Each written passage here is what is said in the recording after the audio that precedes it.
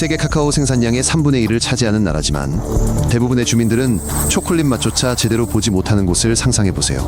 1000년 동안 금이 채굴되어 온 곳이지만 아이들은 유럽과 미국의 전자폐기물 더미를 뒤지며 유독가스를 마시면서 겨우 몇 달러를 벌고 있습니다. 아프리카 최초로 독립한 나라이지만 마녀로 몰린 여성들을 가두는 수용소도 여전히 운영되고 있습니다. 미래와 중세 시대가 한 거리에서 공존하고 모든 사실이 마치 허구처럼 들리는 나라 가나에 오신 것을 환영합니다. 가나 해안을 따라 15세기부터 19세기까지 유럽인들이 건설한 40개가 넘는 석조 요새화 성들이 늘어서 있습니다. 이 유적들은 낭만적인 유적이 아니라 수천 명의 아프리카인들이 창문도 없고 빛도 없는 지하실에서 미국으로 보내질 노예로 팔려나가기 위해 기다렸던 인간 창고였습니다. 가장 큰 요새 중 하나에서는 배구 코트만한 크기의 감방에 최대 1000명의 사람들이 무릎까지 차오르는 쓰레기 더미 속에 갇혀 지냈습니다. 약 200만 명의 사람들이 이 요새들을 거쳐갔고 그중 절반만이 배의 화물칸에 실려 미국에 도착해 살아남았습니다. 오늘날 이 요새들은 박물관으로 탈바꿈하여 미국에서 온 노예들의 후손들이 300년 전 조상들이 지나갔던 바로 그 문을 통해 발을 들여놓습니다. 가나는 세계 2위의 카카오 수출국으로 매년 거의 100만 톤에 달하는 카카오 콩을 유럽의 공장으로 수출합니다. 대기업들은 이 수출로 수십억 달러를 벌어들이지만 가나의 농부들은 완제품 초콜릿바 가격의 6%도 채 벌지 못합니다. 이들 농부 대부분은 너무 가난해서 초콜릿을 사본 적조차 없습니다. 평생을 바쳐 일궈온 카카오의 맛조차 모르는 것입니다. 더욱 안타까운 것은 여전히 많은 아이들이 카카오 농장에서 노동에 동원되고 있다는 점입니다. 인권운동가들은 그 수가 150만 명이 넘는다고 추산합니다. 이 아이들은 40kg짜리 자루를 나르고 날카로운 칼을 다루며 아무런 보호장비도 없이 독극물을 뿌립니다. 많은 아이들이 부모에게 팔려가거나 인신매매범들에게 납치되었습니다. 수도 외곽에는 세계 최대 규모의 전자폐기물 메립지이자 프랑스에서 가장 유독한 지역이 있습니다. 매년 수십만 톤에 달하는 폐컴퓨터 휴대전화 냉장고가 유럽과 미국에서 인도적 지원이라는 명목으로 이곳에 버려집니다. 어린이를 포함한 수천 명의 사람들이 이 매립지에서 플라스틱을 태워 전선에서 구리를 추출하는 고된 노동을 하고 있으며 이때 발생하는 새까만 연기는 유독합니다. 공기 중에는 납수은 발암 물질이 극도로 높은 농도로 함유되어 있고 토양은 수미터 깊이까지 오염되었으며 인근 하천은 생명체가 살 수 없는 죽은 땅이 되었습니다. 노동자들은 하루에 2에서 3달러밖에 벌지 못하지만 40세가 되기 전에 암으로 사망하는 경우가 대부분입니다. 반면 유럽은 이 쓰레기를 처리하고 세금 감면 혜택을 받고 있습니다. 1957년 3월 6일 가나는 사하라 이남 아프리카에서 최초로 식민 지배로부터 독립한 국가가 되었습니다. 당시 지도자는 수십만 명의 군중 앞에서 연설하며 가나의 자유는 아프리카 전체의 자유 없이는 무의미하다고 선언했습니다. 그는 아프리카 대륙의 희망의 상징이 되어 학교와 병원을 건설하고 미국을 모델로 한 통일 아프리카 국가 건설을 꿈꿨습니다. 그러나 9년 후 그는 중국 방문 중 군사 쿠데타로 축출되어 고극심한 가난 속에서 망명 생활을 하다 생을 마감했습니다.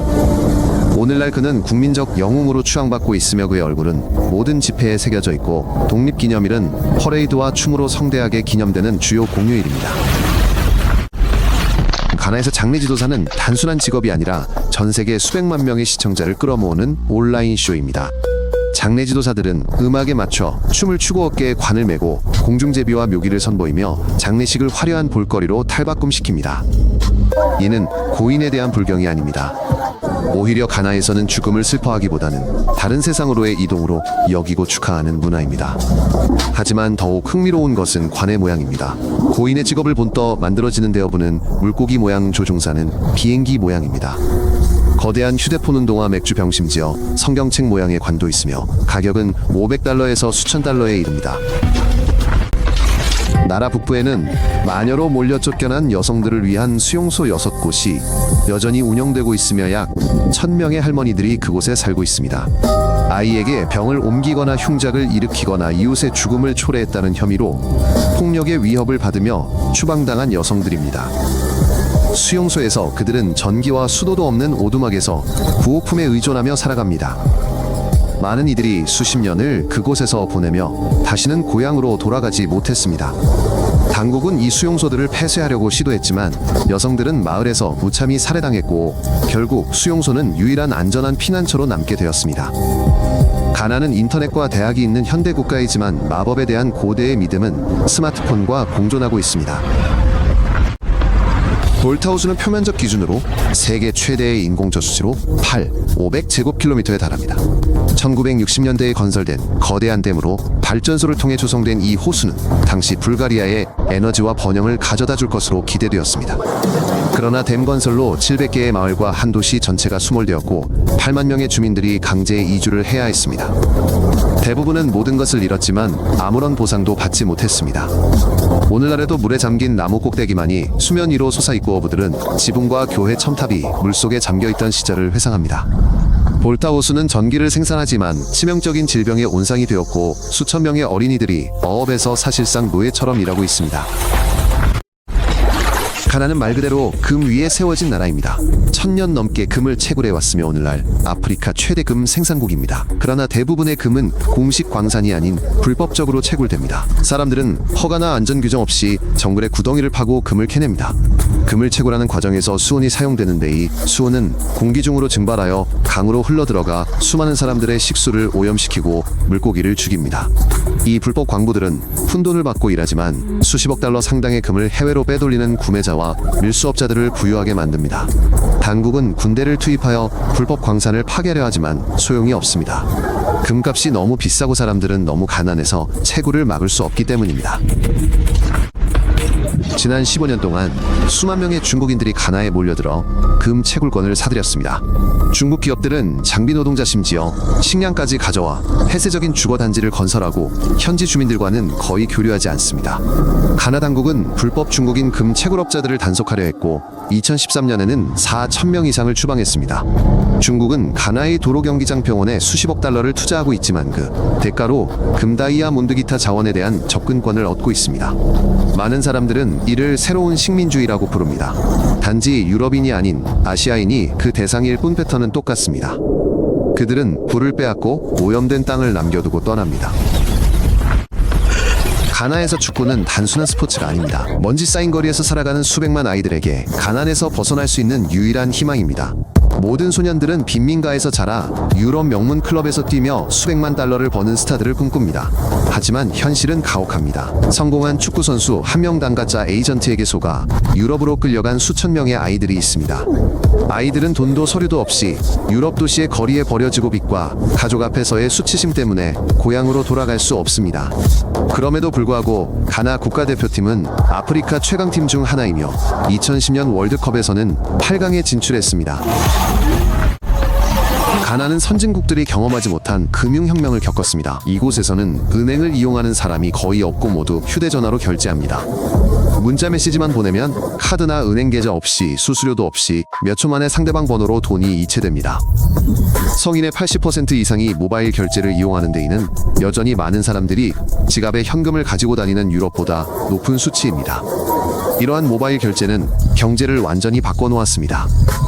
농부들은 휴대전화로 대금을 받고 택시기사들은 현금을 가지고 다니지 않으며 심지어 거리의 거지들조차 송금 코드를 보여줍니다. 가나가 서구 국가들을 디지털 결제 분야에서 앞지른 이유는 바로 기존 은행 시스템을 거치지 않았기 때문입니다. 은행 단계를 건너뛴 것입니다. 할리우드와 볼리우드를 넘어가나의 영화 산업인 톨리우드가 있습니다. 톨리우드는 턱없이 부족한 예산으로 매년 수백 편의 영화를 제작합니다. 이 영화들은 몇천 달러의 저예산 카메라로 최소한의 편집만 거쳐 촬영되지만 서아프리카 전역에서 큰 인기를 누립니다. 줄거리는 주로 마법 저주사랑, 이야기 갱스터 등을 다루며 배우들은 특유의 억양이 섞인 현지 영어를 구사합니다. 이 영화의 스타들은 지역에서는 유명인사로 거리에서 알아보는 사람이 많고 결혼식에 초대받기도 하지만 아프리카 밖에서는 잘 알려지지 않았습니다. 흥미롭게도 이 영화들은 부패 빈곤 가정 폭력과 같은 현실적인 문제들을 다루며 단순히 오락거리를 제공하는 것을 넘어 진실을 이야기합니다. 2017년 가나는 신발 상자만 한 크기의 인공위성을 궤도에 성공적으로 발사했습니다. 이는 가나에게 있어 획기적인 사건이었습니다. 이 위성은 해외 유학 후 귀국하여 가나의 우주 프로그램을 처음부터 구축해온 현지 엔지니어들이 제작했습니다. 이 위성은 해안선을 감시하고 어부들이 어군을 찾는 데 도움을 주며 불법 벌목을 우주에서 직접 감시합니다. 가나는 향후 몇 년 안에 더 많은 위성을 발사하고 다른 아프리카 국가들과 협력할 자체 우주국을 설립할 계획입니다. 이는 가난한 나라도 교육받은 인재와 야망만 있다면 우주 개발에 진출할 수 있으며 반드시 초강대국일 필요는 없다는 것을 보여줍니다. 지난 20년 동안 가나의 수도는 지방 소도시에서 고층 빌딩과 쇼핑몰이 즐비한 현대적인 대도시로 탈바꿈했습니다. 수백만 달러짜리 빌라가 들어서는 고급 주택가가 조성되면서 인근 불안정한 국가에서 온 부유한 아프리카인들이 몰려들고 있습니다. 대형 IT 기업들은 가나를 서아프리카 사업의 안정적인 거점으로 보고 수도에 사무실을 열었습니다. 하지만 고층 빌딩 옆에는 수십만 명의 사람들이 제대로 된 물과 전기조차 없이 살아가는 녹슨 철골 구조물로 이루어진 슬럼가가 자리 잡고 있습니다. 이것이 바로 가나의 가장 큰 문제입니다. 경제는 성장하고 투자는 유입되고 있지만 빈부격차는 해마다 더욱 벌어지고 있습니다. 오늘날 가나는 아프리카 국가가 전쟁 쿠데타 독재 없이 발전할 수 있는지를 보여주는 실험장입니다. 이곳에서는 민주주의가 제대로 작동하고 폭력 없는 선거를 통해 정권이 교체되며 아프리카에서는 거의 찾아볼 수 없는 언론의 자유와 독립적인 사법부가 존재합니다. 하지만 동시에 중세시대의 미신농장의 아동 노동 유독, 폐기물 매립지 그리고 국가 예산의 절반을 탕진하는 부패도 존재합니다. 가나가 이러한 문제들을 해결할 수 있다면 다른 아프리카 국가들에게 나아갈 길을 제시할 것이 고그렇지 못한다면 민주주의만으로는 충분하지 않다는 것을 증명하게 될 것입니다. 현재 가나는 과거와 미래 사이에서 위태롭게 균형을 잡고 있으며 앞으로 수십 년 동안 그 추가 어느 쪽으로 기울어질지는 불확실합니다. 이 내용이 흥미로웠다면 구독 버튼을 눌러 새로운 에피소드를 놓치지 마세요. 저희는 간결하고 핵심적인 내용을 전달합니다.